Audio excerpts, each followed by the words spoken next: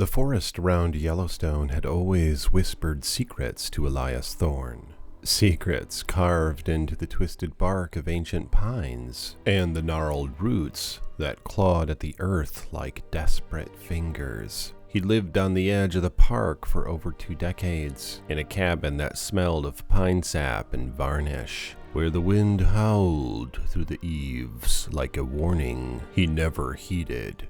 Elias was a man of the woods, a sculptor of nature's refuse, turning fallen branches and storm-torn limbs into art that tourists snapped up at roadside stands. But lately, the whispers had grown louder. Hikers spoke of shadows moving too fluidly among the trees, of scat piles larger than usual, laced with the bones of elk and deer. Rangers issued warnings about grizzlies emerging early from hibernation, hungrier than ever after a lean winter. Elias dismissed it all with a chuckle, his calloused hands waving away the concerns as he shouldered his pack for another foray into the trails. "I've danced with these woods longer than most," he'd say, his voice gravelly from years of solitude. But deep down in the quiet hours before dawn, he felt it, a prickling at the nape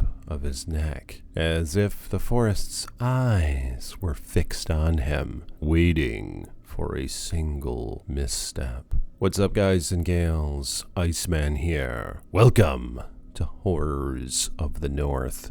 So this one is a horrific grizzly bear attack, and I look forward to telling it to you all. So if you will, like this video, subscribe to the page, and paw that bell so you're notified next time I post a video, and blessings to my patrons. Links in the description below. That morning, the sky hung low and gray, pregnant with the threat of snow, even though spring should have been thawing the ground.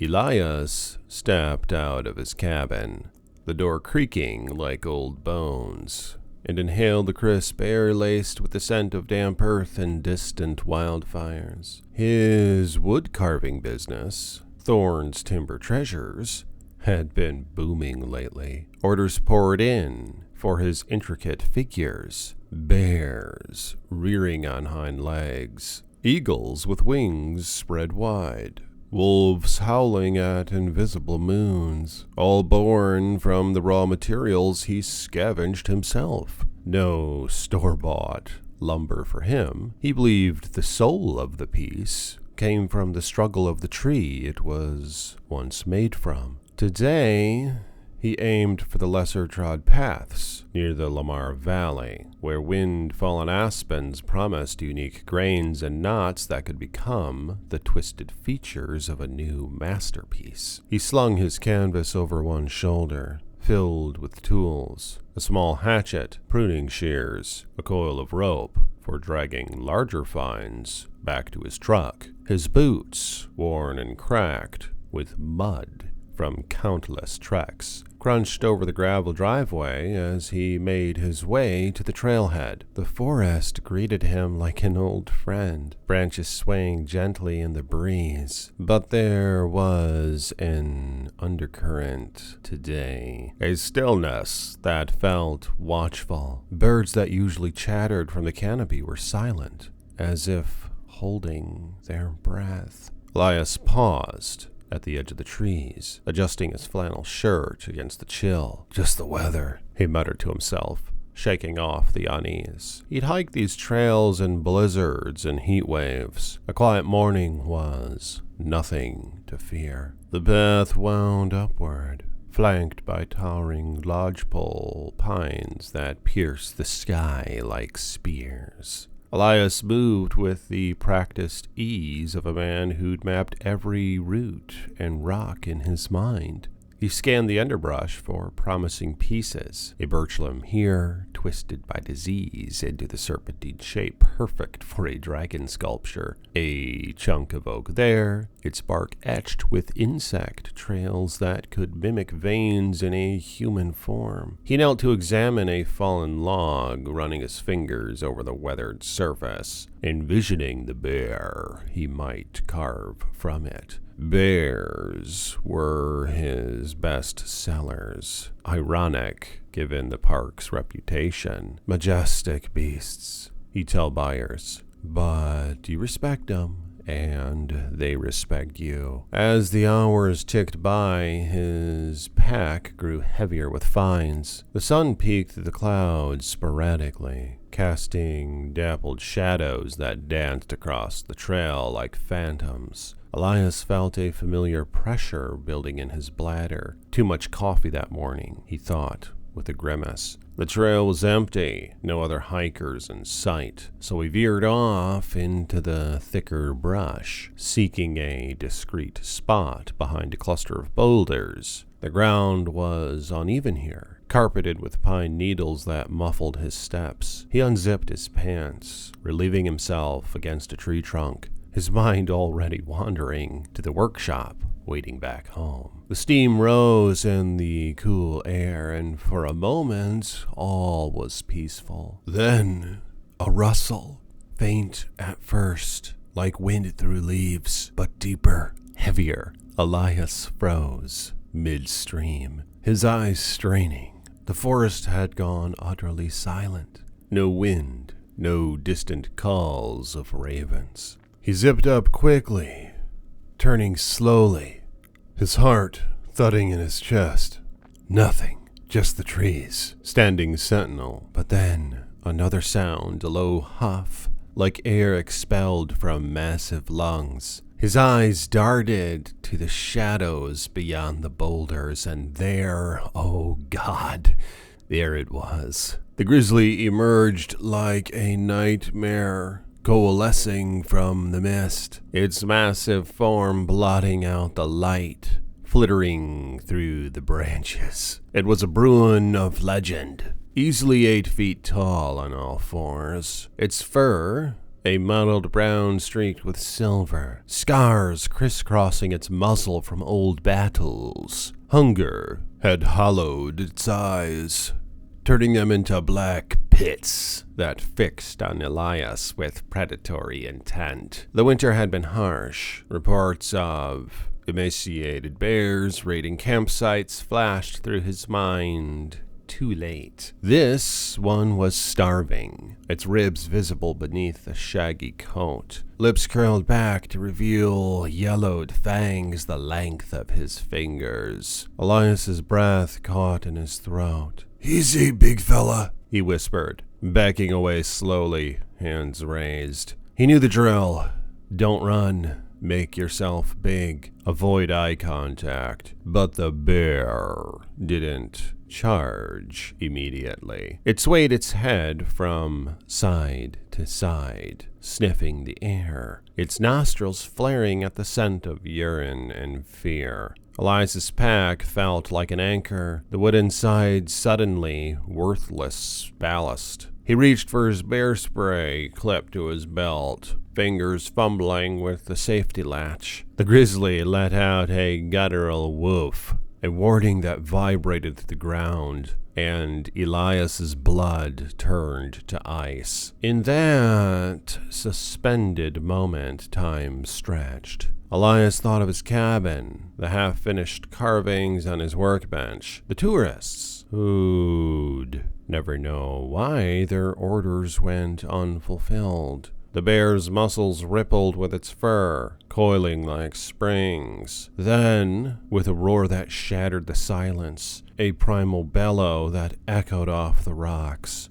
the grizzly lunged. Elias twisted away, but the bear was faster than its bulk suggested. A massive paw, claws like scythes, swiped across his shoulder, tearing through flannel and flesh in one searing motion. Pain exploded, white hot, as blood sprayed the air. He stumbled, dropping to one knee, the bear clattering uselessly to the ground. "No!" he screamed, but the word was drowned in another roar. The grizzly reared up, towering over him, its breath hot and fetid, reeking of decay and desperation. He scrambled backward, roots tripping him, but the bear was on him in an instant. Jaws clamped down on his leg, teeth puncturing boot and bone with a crunch that reverberated through his spine. Elias howled, thrashing wildly, his free hand groping for anything, a rock, a stick. He found a branch from his pack, swung it feebly, but it splintered against the bear's skull like kindling. The grizzly shook him like a rag doll, the motion ripping tendons and muscle, blood pooling beneath him in a warm, sticky mess. Panic fueled his fight. Elias kicked with his good leg, boot connecting with the bear's nose, drawing a snarl. For a split second, the jaws loosened, and he yanked free, crawling desperately toward the boulders. But the bear pursued, undeterred, its claws raking his back, shredding his shirt and carving deep furrows into his skin. He felt the warmth of exposed ribs, the agony blurring his vision. "Help!" he gasped, but the forest swallowed his cry. The grizzly pinned him down, one paw on his chest, claws digging into his sternum like hooks. Elias stared into those hollow eyes, seeing not malice, but raw animal hunger. The bear's head dipped, and teeth sank into his arm, crunching bone as it tore a chunk free. Blood gushed, arterial spray painting the beast's muzzle red. Elias' screams devolved into guttural moans, his body going into shock. He flailed with his remaining strength, punching the bear's flank, but it was like striking stone. In a final, brutal surge, the grizzly went for the throat. Fangs pierced his neck, cartilage crunching, windpipe collapsing under the pressure. Elias gurgled, blood filling his mouth. His vision tunneled to black. The last thing he felt was the bear's weight shifting, ripping downward, eviscerating his abdomen in a spray of viscera. Organs spilled onto the pine needles, liver, intestines steaming in the cold air. The grizzly feasted, jaws working methodically, tearing flesh from bone with wet, smacking sounds. Elias's world faded to nothingness. His final thought, a fragmented regret. Should have heeded the whispers. The forest reclaimed its silence as the grizzly gorged. It devoured the soft tissue first, the belly, the thighs, leaving behind a mangled husk that barely resembled a man. Blood soaked the earth, drawing in the smaller scavengers. Ravens perched on branches, cawing eagerly, and squirrels chittering from afar. But the bear, sated for now, lumbered off into the underbrush, its belly distended, leaving Elias's remains exposed to the elements. Hours passed. The sun dipped lower, casting long shadows that crept like fingers over the carnage. Flies buzzed in swarms, laying eggs in the open wounds. Then, as dusk fell, new sounds emerged. Soft pads on the forest floor, low whines and yips, a pack of wolves, gray wolves, shadows slipping through the trees, drawn by the metallic tang of blood on the wind. They were lean from the same harsh winter, eyes glowing with feral hunger in the fading light. The alpha approached first, a massive male with a scarred muzzle, sniffing the air cautiously. The scent of bear lingered, but it was old now, the threat gone. He circled the body, hackles raised, then lunged in, tearing at the exposed intestines with sharp snaps. The pack followed, 7 strong, females, yearlings, all converging on the feast. They worked in a frenzy, jaws ripping flesh from limbs, bones cracking under powerful bites. One wolf, a young female, nosed at Elias's lower body, where his pants had been shredded in the attack. She rooted through the gore, finding the soft, vulnerable parts. With a growl, she clamped down on his testicles, tearing them free in a bloody tug. The pack didn't discriminate. Every morsel was contested, fought over with snaps and snarls. Another wolf gnawed at his face, stripping cheeks and lips, exposing the white gleam of skull. Ribs were pried apart, lungs and heart devoured in gulps. The alpha claimed the liver, rich and warm, while the others stripped thighs and calves to the bone. The night deepened, stars wheeling overhead, indifferent to the savagery below. The wolves feasted until little remained but scattered bones and tufts of hair. The ground churned to mud, with blood and paw prints. Ravens descended in the aftermath, picking at scraps, their croaks and macumbre chorus. By morning, the sight would be a ghost of violence, nature's efficient cleanup, erasing Elias Thorne from the world. But in the quiet of his cabin, the carvings waited, bears and wolves, frozen in wood, their eyes seeming to watch, as if knowing the fate of their creator.